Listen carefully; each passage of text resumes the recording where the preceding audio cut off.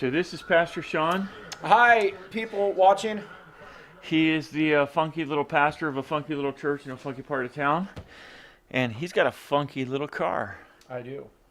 And if you're brave enough, you'll hold on tight and let your hair blow in the wind, although some of us have more of an issue with that than others. No names mentioned. We'll call this vlog Gone with the Wind.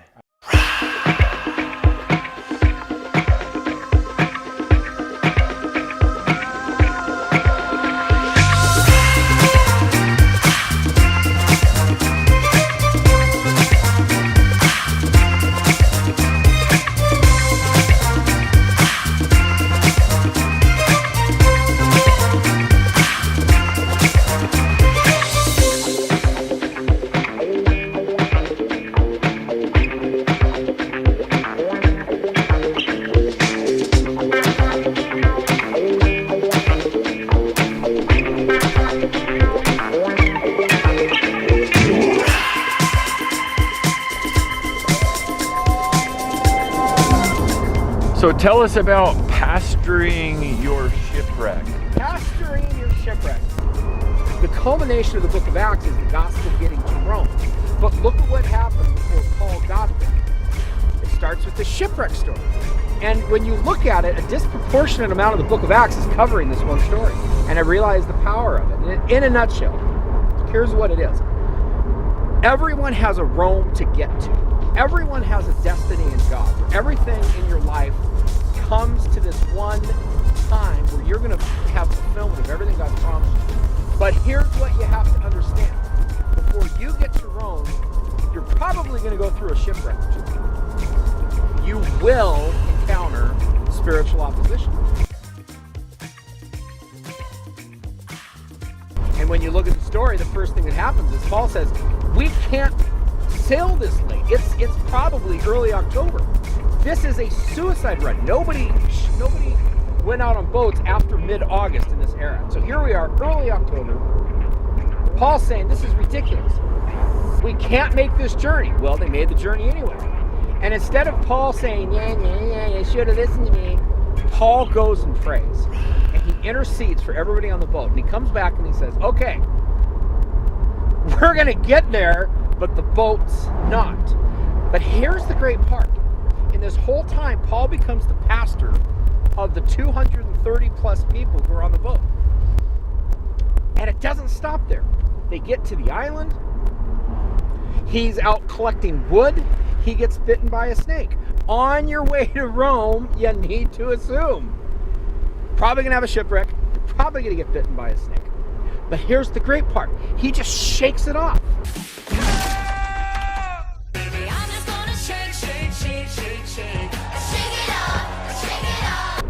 But that's not it.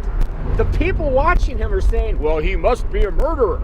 Well, it certainly sucks when people talk about you about something you didn't do. But what do you do when people are talking about you about something you did do? Because who are we kidding? Paul was a murderer. And yet while they're waiting for him to die, and yes, while you're on your way to Rome and you encounter a shipwreck and you get snake bit, you're going to have people talking about you behind your back, waiting for you to die. What are you supposed to do? You're supposed to get up, you're supposed to find who's sick in the city, and do what Paul did, and heal an entire city. All of this happens, everybody gets ashore, and Paul eventually gets to Rome. So that's why we as a church, we make the attitude. You get to Rome, but while you're doing it, you pastor your shipwreck. And that's why I love this guy. Because there's very few pastors that pastor shipwrecks.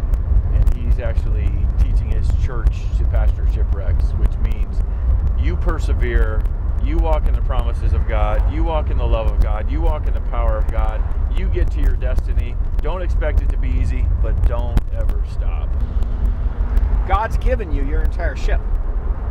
You just have to take the attitude. As I'm getting to Rome, as I'm getting to my destiny, I got to take care of the people. And honestly, I think that is the best example of how Christians are going to change the world. It's not going to be through a big crusade.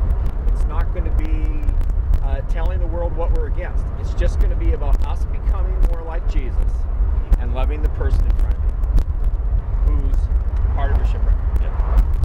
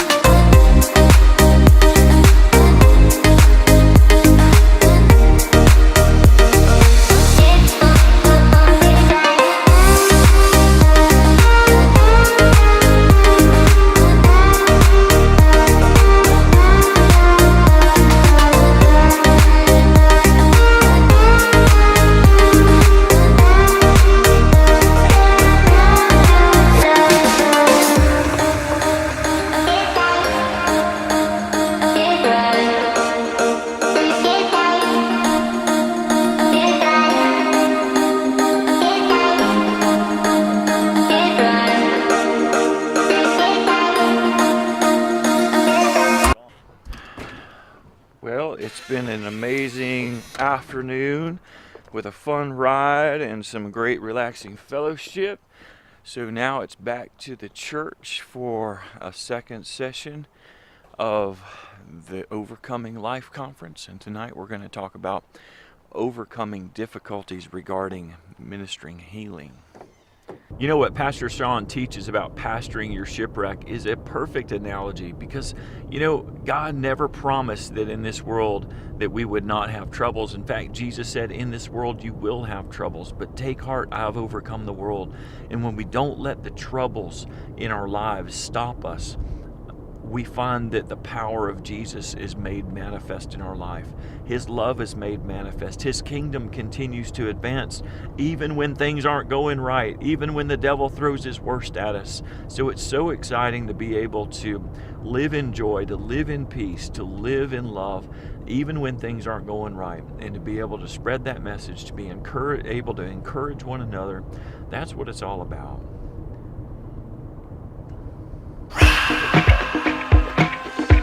If you're enjoying these Full Speed blogs, be sure to like, subscribe, and comment below. Thanks a lot. Right now, it's extraordinarily difficult to drive. The sun is directly in my face, and my windshield wiper fluid is gone, and I have about 1,500 bugs smeared across my windshield from all over Montana, Idaho, and eastern Washington state.